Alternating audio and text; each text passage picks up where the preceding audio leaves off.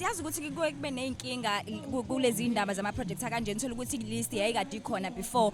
bese kuthi mangabe seqala uhlelo lezindlu uthola ukuthi abanye abasakwazi ukuyithola ngendlela yakhona nangendlela okumele ngabe bayithola ngaso sekucishwa amagama mhlambe kwakhelwa abanye ababengekho kuyilist mhlambe njengomasipala esenikwe igunya nezintambe sezikini nizoqinisekisa kanjani ukuthi uhlelo luhamba ngendlela akukho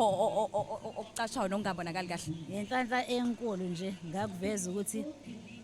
ukubhaliselwa kwale project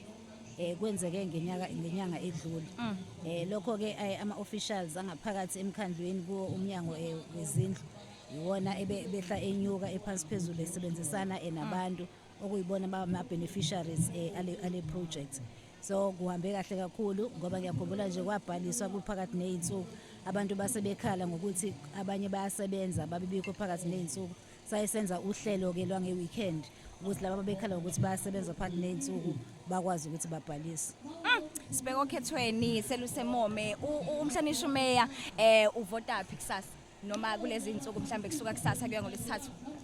kusasa nje ngiyavota lapha eOld Apostolic Church VD ese-Ward 10 ngisendaweni ke yase-Groundville so Apostolic Church VD isikwi-area ekuthiwa iCharlotte Ditch so kusasa nje ngiyavota futhi ke ngingakhohlwa abantu